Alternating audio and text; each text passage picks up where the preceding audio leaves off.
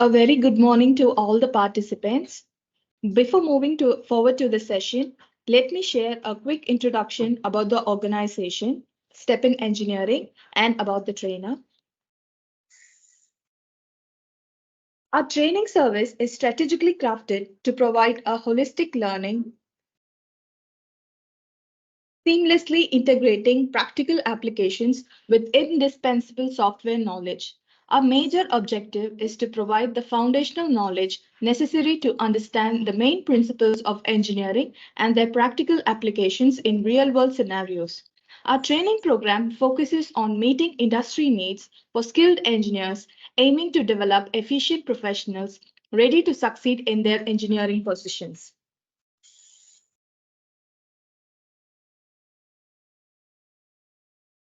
Now let's invite our trainer, Mr. Jayaraj Narathambi.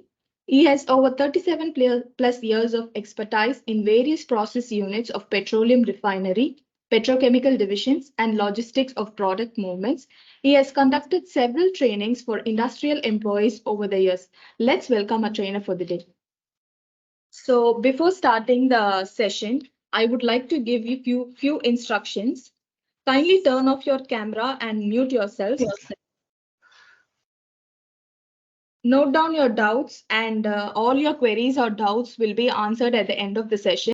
Safety, history of HACCP, objective, IEC, hazard, risk, HACCP, and at the last Q&A. So safety is a way more than compliance.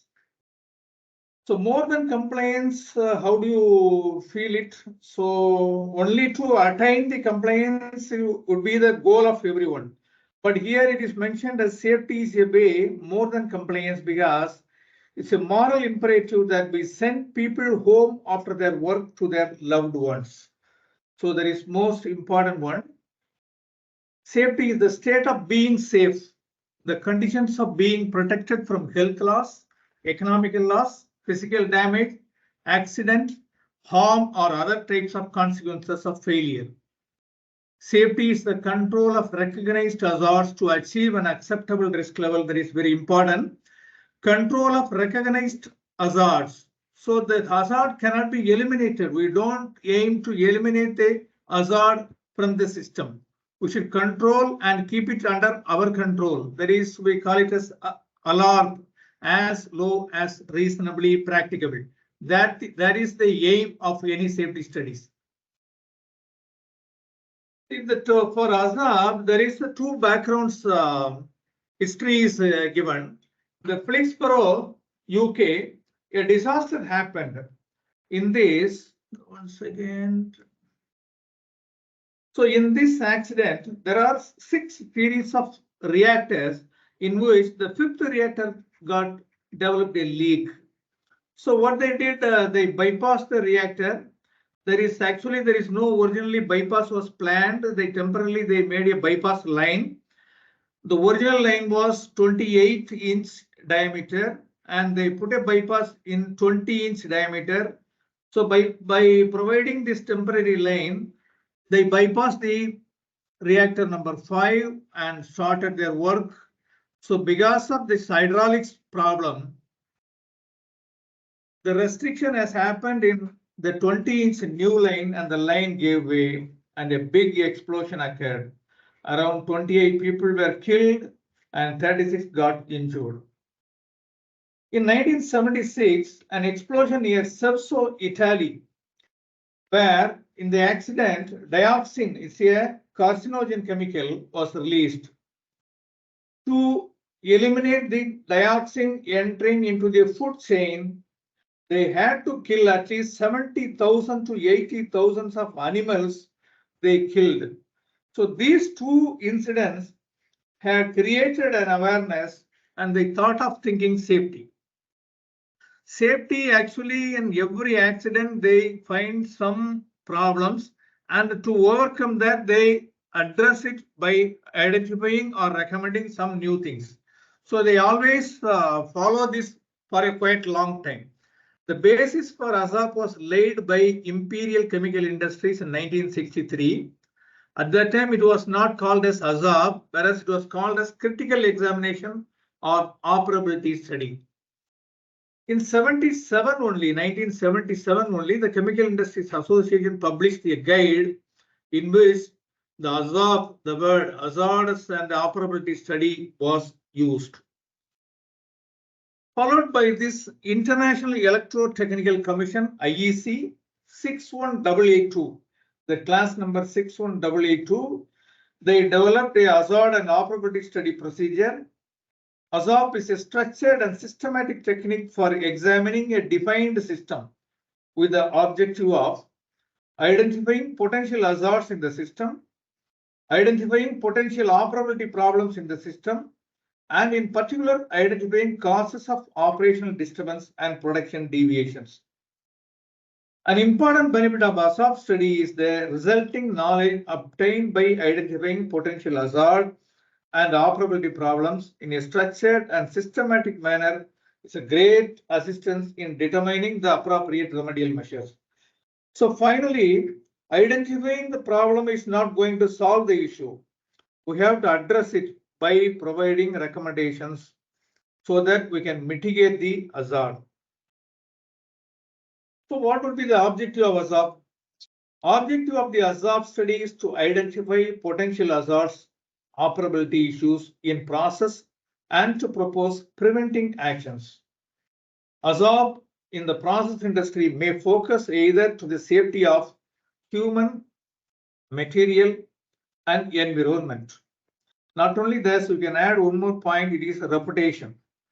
So human loss should be prevented, material loss should be prevented, environment loss should be prevented, and the reputation loss also should be prevented. The reputation loss is referred as if any accident happen in one industry, the matter is flagged up in the press nationwide, then the industry's reputation will go lost. So that also should be prevented. Review process, hardware and activity to confirm that process safety management system are available to properly manage the associated hazard. Understand potential consequences of deviation from normal operations. Understand how existing safeguards prevent or mitigate the consequences. If needed, make recommendations for reducing the risk. Recommendation is not a mandatory one.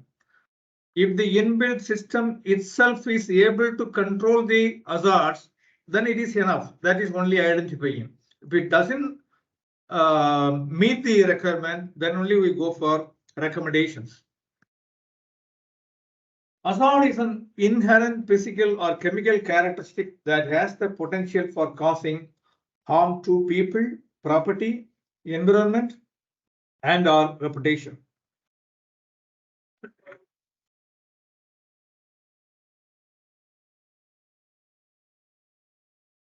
So what can go wrong?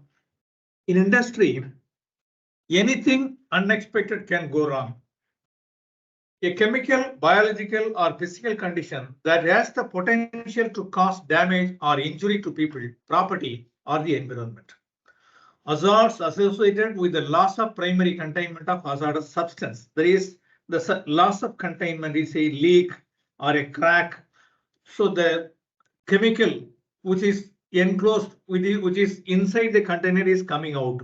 Process hazards include fire explosion and toxic release.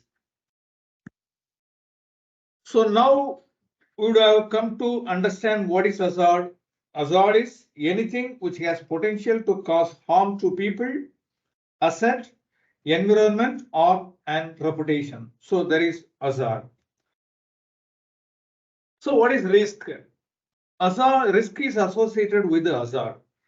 So risk is the chance or probability that is a hazard will actually result in injury or illness, together with an indication of how serious the harm could be, including any long-term consequences. So in the risk, mainly we focus on the probability. So how frequently it happens. So based on that, the risk is increasing. So risk is equal to severity of harm into probability of harm. So there is risk. So for example, this tiger is inside the cage. So as long as it is inside the cage, the people standing outside the cage are protected. They are at low risk. The moment the tiger comes out of the cage, the people are at high risk. So the risk should be contained. The difference between the terms hazard and risk is easy to understand with the often used this cage and tiger.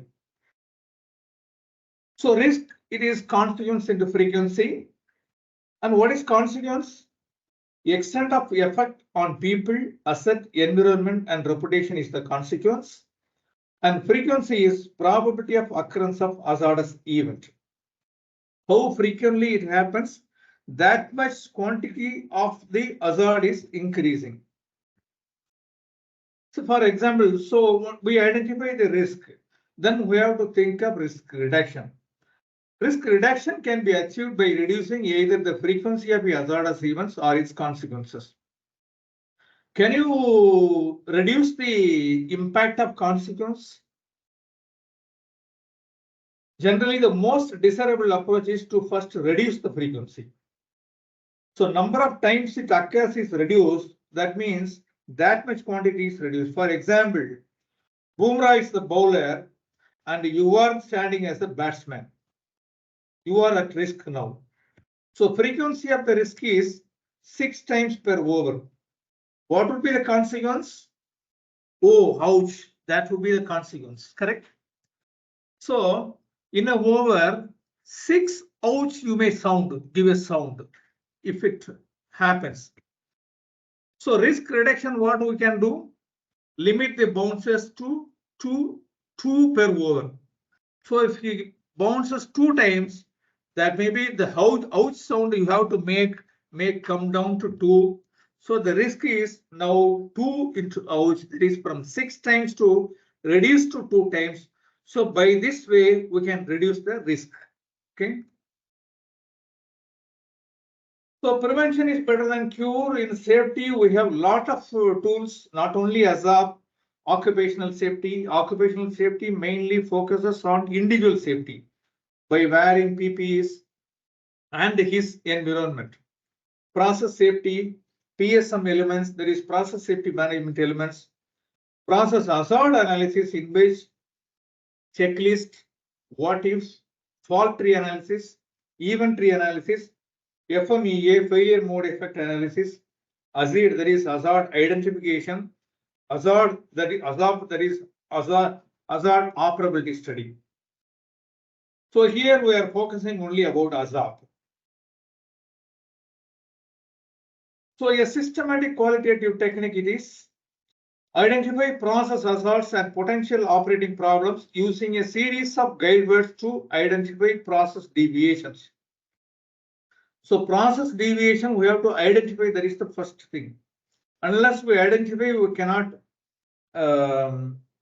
mitigate the consequences. Question every part of a process to identify what deviations from the intention of the design can occur and what their causes and consequences could be. This is done systematically by applying suitable guide words. This is a systematic, detailed review technique for both batch and continuous process. In the coming slides, we will discuss in detail. So in ASAP study, we use certain terminologies. There is guide words we used to say that simple words no, less, reverse, more, etc. used to qualify or quantify the intention and stimulate the process for identifying a process hazard. There is a prompt question like that. See, no means suppose a flow is taking place. If no flow occurs, what would be the effect? Or less flow occurs. If the flow instead of going from A to B, if it starts to move from B to A, that is in the reverse direction, what would be the effect? And like that, if more flow, that is there more than the determined flow, if it goes like that. So these are considered as parameter, flow, temperature, pressure, and so on. So like flow, temperature also can be treated. That is, if the temperature is high or less, pressure is high or less. So in this fashion, we can discuss. Node is nothing but it's a unit P&ID, piping and instrumentation diagram you are having. So one unit may have many number of P&IDs. So if you take the all P&IDs together for study, it may be a cumbersome work. So to give more focus to a section by section, we subdivided the P&IDs into small sections. That section is called as node, N-O-D-E, node. P&ID, which process parameters are investigated for deviations. Design intent. So what is the node? We clarified. The intention of the node should be identified. And the deviation, any perceived departure from the design intent, that is, what is the changes from the design intent? That is the deviation. Reason why a deviation might occur, that would be the cause. Cause would be identified. Consequence, the effects of deviations. So what would be the impact of the consequence? Safeguards, features designed to prevent the causes or mitigate the consequences of the deviations. So as we discussed that the flow, pressure, temperature, level, others are the ASAP parameters. And the guide word here, it is guide word is there, that if you put the guide word as no, you combine this ASAP parameter with the guide word, there is no flow. Like this, pressure, high pressure or low pressure, you can take this pressure here and the guide word there is the less pressure, the deviation is less pressure. Like that we can create deviation for everything. In the deviation, what will be the cause, that cause and the consequence we should identify. So in the markup of the P&ID according to the study intent, that is, you consider this is a P&ID, single P&ID, in which a particular section is marked in different color. This is called as node. That is because we are just focusing our studies to this portion. So instead of considering it as a entire P&ID, if we focus on narrow down our focus to a particular section, that study will be better. So for that only the node is marked up. So node should be, it should not be too high or too less. Say just you don't take this vessel as a single node, then there would not be any cause. So how it is taken here now? The column bottom is coming to a pump, and from the pump it's going to a reboiler, and the reboiler, from the reboiler they take the product out from the pump. So a system they have taken. So like this, a large system can be subdivided into smaller section, and it should be a meaningful section. In such a way, the node is defined. The ASAP flow sheet is select section. There is a section. Describe design intention.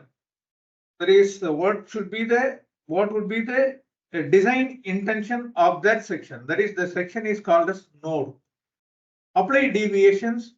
Brainstorm the cause. So the cause should be brainstormed. Select valid cause. Develop consequences. From the cause, what would be the consequence? So for that consequence, what are the safeguards available to mitigate the consequence, that we should identify? Then you rank the risk. If it is high risk, then again do the brainstorm to find the recommendations. If it is a normal risk, go to the last cost. That is the next cost you should go. Likewise, this ASAP flow sheet will carry out.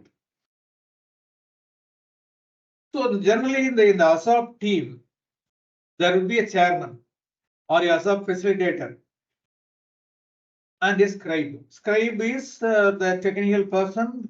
He could enter all the discussion, all the meaningful discussions in the systems. And the brainstorming team will be a process engineer from the client, that is from which company the ASAP is being done. That company core team, there is process engineer, instrumentation engineer, operations specialist, safety or HSE specialist, maintenance specialist. This, any other person, any specific person is required for the ASAP can be called as a part-time invitee also. So what are the documents we need? So PND, we need a PND, PFD, process flow diagram, process description document, cause and effect diagram. What is cause and effect diagram? That is, it normally considered that any trip system, any ESD system, that is defined in the cause and effect diagram. Operating control and safeguarding philosophy, risk assessment matrix, old ASAP report if available. That is, old ASAP means if the unit has conducted a ASAP study previously, if that report is available, that report can be referred. So the ASAP procedure is first we define a node from the facility, then select a parameter and guide word, apply the operational deviation to the node, identify the causes of the deviation in the node, appraise the consequences of the deviation without considering the safeguard. That is, the consequences we should consider without considering the safeguard available in the system itself. If the safeguards are not available, say when pressure is going high, what would be the safeguard? Maybe a pressure alarm system will be there. You first don't consider this alarm system, pressure alarm, you don't consider. Without that, what would be the consequence you should study? Then take these safeguards into account. After that, again, you are doing risk ranking. So based on this only we should do. Finally, if still it is more, the risk is high, then you should go for recommendation. If risk is not within acceptable zones, propose recommendation to reduce the risk to acceptable or allowed zone. What is allowed zone? First, we discuss this as low as reasonably practicable. How far we can mitigate? As low as reasonably practicable, we should reduce the risk. So step-by-step approach for ASAP is select a system, explains general intent, design and operation, in which select a node. There is a node has been colored here. Explains general intent in terms of design and operation. Apply the first operating parameter, say flow. So if the guide word to the parameter and example, that is, if no flow occurs in this system, it's a compressor. If no flow occurs, what will be the effect? For the deviation, look. Sorry. For the deviation, look for their possible causes and consequences, their hazards, existing safeguards. Recommend additional protection if necessary. Repeat for all guide words applicable for the selected parameters. Repeat for all parameters. Node complete. Repeat for all nodes. So unit will be divided into many nodes. So one node is completed means we should move to the next node. So if all nodes are completed, the system completed. Repeat for all system in the plant. This is what ASAP. So safeguard should be, what should be the safeguard? Specific, independent, and auditable. The property of the safeguard should be, it should be specific. It should be independent. Independent means, say, consider one level indicator is failing. That level indicator may have an alarm also, low level alarm or high level alarm. When you consider the level indicator fails, then you cannot take the level alarm as its safeguard. It is not independent because that level alarm, level indication, everything is put together. It's a single loop. So this level alarm cannot be taken as the safeguard for this scenario. So independent means it should be independent. It should not linked with a failing component, and it should be auditable. Safeguards include facility design, mechanical devices, engineered system, execution of procedures, protective equipment, and human actions. If not adequately provided, move to recommendations. Recommendation should address to reduce the probability. So the frequency or the probability should be reduced. Document with the cause and consequence scenario. Not a place to challenge the design. So when the unit is being absorbed, you should not challenge the design. You should accept the design. The scope of the absorb, within that only we should play.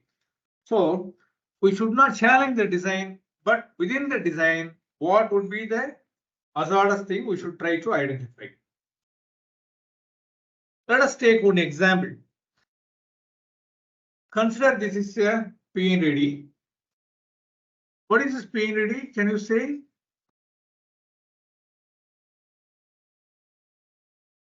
This is a desalter, and this line is a crude line entering the desalter. So how the desalting is carried out? So salt should be removed from the crude oil. So for that, which is the best solvent to dissolve salt? Nothing but water. So they add water, this light blue color. They add water in the line. Here one valve is there, there is a mix valve they call it. So to create a turbulence here, by mixing the crude and water, the water and the salt phase present in the crude oil get transferred to water phase. So by this they dissolve the salt, and after that the salt laden water and crude is entering this vessel. Here in density difference, the salt laden water will settle at the bottom and the crude is taken from the top of the vessel. Oh, sorry, this is the crude outlet line. This is a pressure safety valve line. Okay. So each node is colored in differently. Here the node 1, it is in red color. So from the crude coming from the bat limit through the mix valve, it is going into the desalter. Along with the desalter and the safety valves, two pressure safety valves are noted as a single node. Then the desalted crude, see the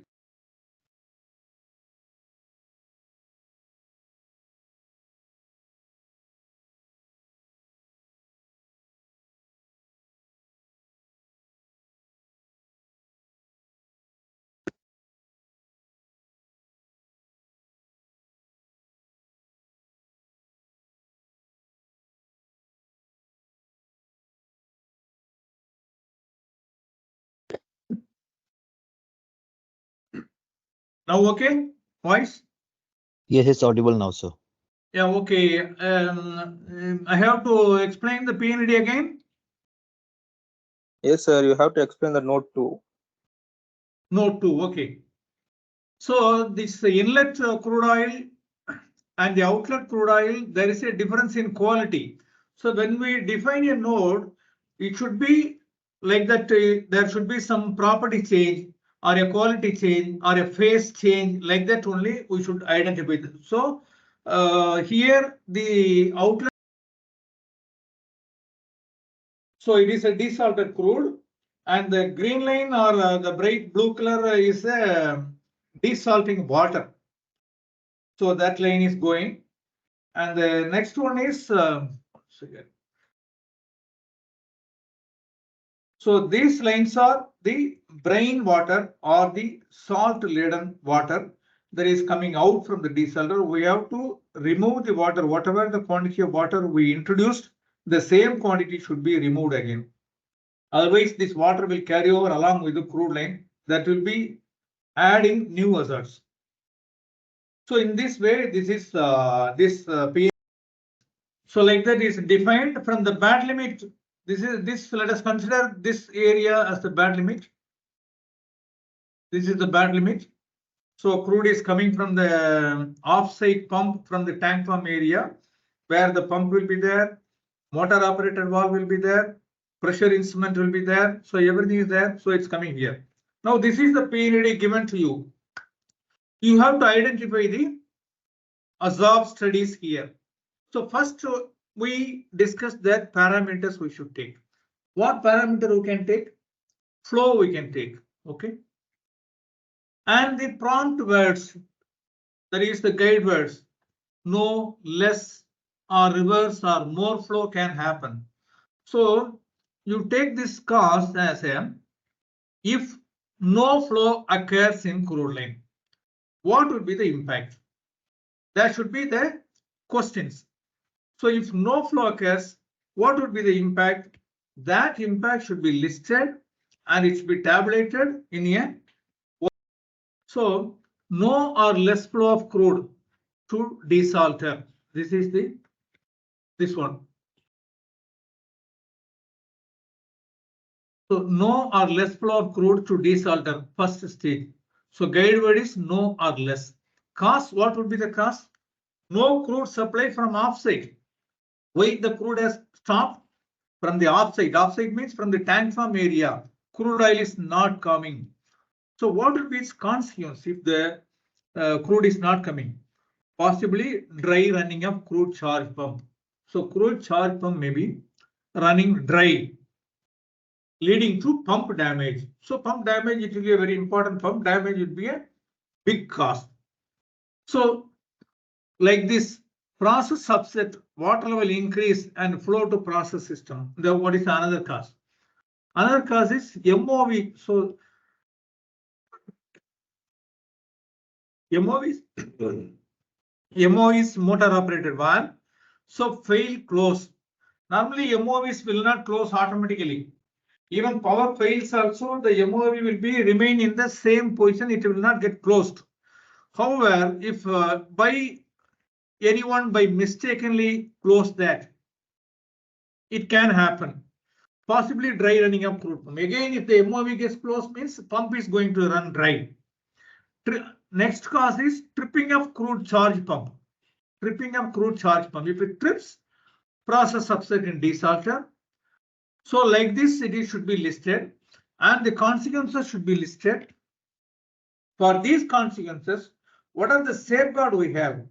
Pressure alarm low, flow alarm low is there, level alarm low is there. So all these safeguards, whatever the safeguards we identify from the PNAD itself, we should identify and list it out. So the risk ranking after that is, it should be marked like this. So the risk ranking severity is 3, likelihood is 2, it is given. So how far it will happen? So 2 times the 2 they have given based on the chart they would have referred. This is only a model sheet. So severity multiplied by likelihood is the risk ranking.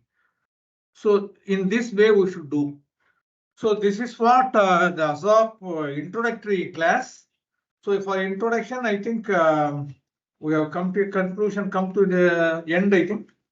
So brainstorming, multidisciplinary team approach ASOP studies, structured using guide words. Using the guide word, we should identify the problem and it should be cost effective. In the name of recommendation, we should not give recommendation in such a way that it may not be practically possible to implement it. We should weigh the benefit out of the recommendations. Just for the sake of a small something, a very small cost, for that we should not give a recommendation in a big way. Then it may not be feasible to implement. So that kind of recommendation should not be there. So if there is no safety, we will know pain. No safety means KMOW, safety means no pain. Safety and security is the